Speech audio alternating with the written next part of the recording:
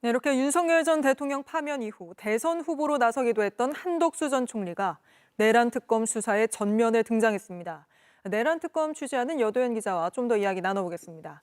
자, 여 기자, 한덕수 전 총리, 이제까지 자신은 비상계엄에 반대했다, 막으려 했다, 이렇게 줄곧 주장해오지 않았습니까? 네, 그렇습니다. 한덕수 전 총리는 비상계엄 당일 오후 8시에 윤석열 전 대통령의 전화를 받고 대통령 집무실에 도착했고 비상계엄 한다는 이야기를 이때 처음 들었다고 했습니다. 이미 앞서 수차례 증언한 바도 있는데 직접 들어보겠습니다.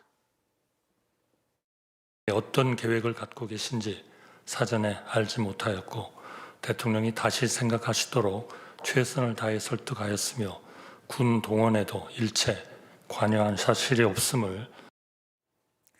그런데 특검은 계엄을 막으려 한 게 아니라 동조하려 했다고 의심하고 있죠. 특히 계엄이 해제된 뒤에야 계엄 선포문에 서명을 했다가 이게 문제가 될 것 같으니까 폐기해달라, 이렇게 한 부분을 주목하고 있는 거 아닙니까?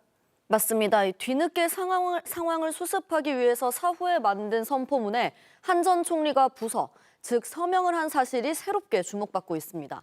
부속실장이라는 권한이 없는 주체가 만든 사후 개헌 문건에 총리가 사인을 하고 이게 문제가 있어 보이니 폐기해달라고 한 거라서 이 부분은 계엄 선포 절차의 적법성을 따지는 데 있어 매우 중요한 부분이 될 걸로도 보입니다. 앞서 헌재는 비상계엄 전 5분 국무회의는 적법한 심의가 이뤄졌다 볼 수 없다면서 그 근거로 국무총리와 국무위원이 부서한 사실이 없다라는 점을 바로 그 근거로 삼았습니다. 그런데 한 전 총리가 비상계엄 해제 후에 만들어진 문건에 부서를 했다는 건 추후에라도 비상계엄 선포 절차의 정당성을 만들어주려 한 거 아니냐, 이렇게 풀이될 수도 있는 겁니다. 네, 그러니까 특검은 한정 총리가 그렇게 한 게 계엄의 위법성을 은폐하려는 윤석열 전 대통령 지시 때문 아니냐, 이렇게 의심하고 있는 거잖아요. 근데 실제 윤 전 대통령이 한정 총리가 이렇게 뒤늦게 서명했다는 사실 그 자체는 알고 있던 거 아닙니까? 네, 그렇습니다. 그렇게 볼 수 있는 부분이 있습니다. JTBC 취재 결과 윤 전 대통령은 지난 1월 구속영장 실질심사에서 한 전 총리의 바로 이 행위에 대해서 직접 발언했습니다.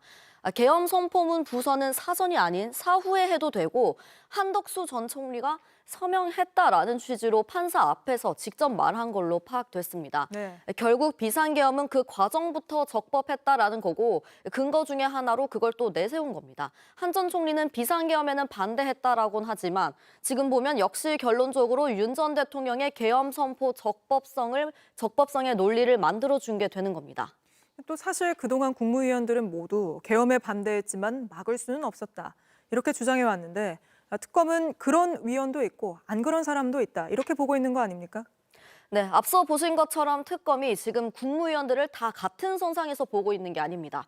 피해자일 수도, 일부는 내란 동조일 수도 있다고 보고 있는 건데 대통령의 연락을 받고 먼저 온 한덕수 전 총리, 이상민 전 행정안전부 장관, 박성재 전 법무부 장관 등은 묵인 또는 방조로 의심하고 있습니다. 특검은 이들을 조만간 불러서 조사할 걸로 보입니다.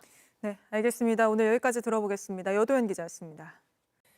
JTBC 뉴스를 시청해 주셔서 고맙습니다. 저희는 저녁 6시 30분 뉴스룸에서 뵙겠습니다.